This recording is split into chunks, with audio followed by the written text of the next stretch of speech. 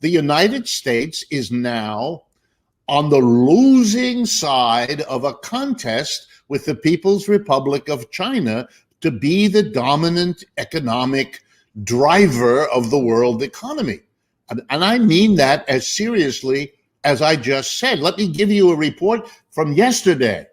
The HSBC Bank, one of the largest banks in the world, announced, and I'm going to use their words yesterday, a pivot to Asia in their activities.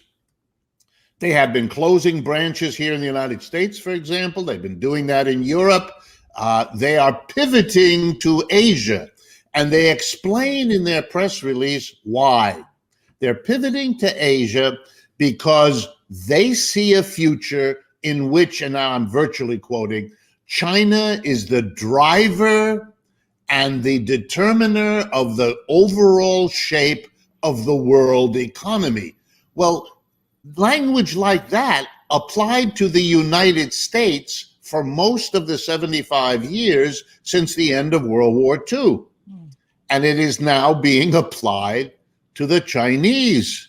And this is happening across the board.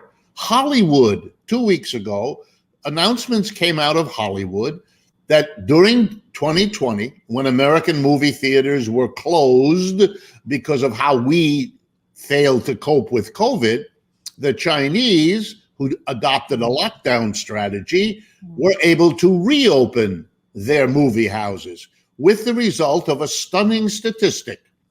More people saw Hollywood movies in China than in the United States for the first time in history. And why is this important?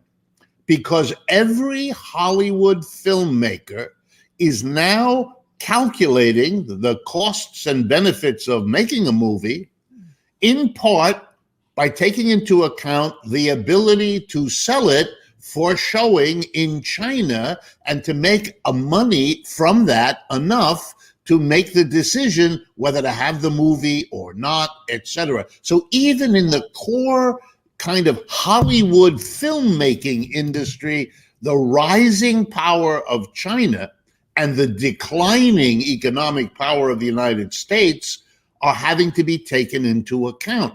When you put all that together with the failure to deal with COVID, with Texas' failure to deal with a cold snap, and California with its fires, and on, yeah, you'd have to say we are getting closer. That doesn't allow me to tell you this year, next year, 20 years, and all the things that can happen between now and then.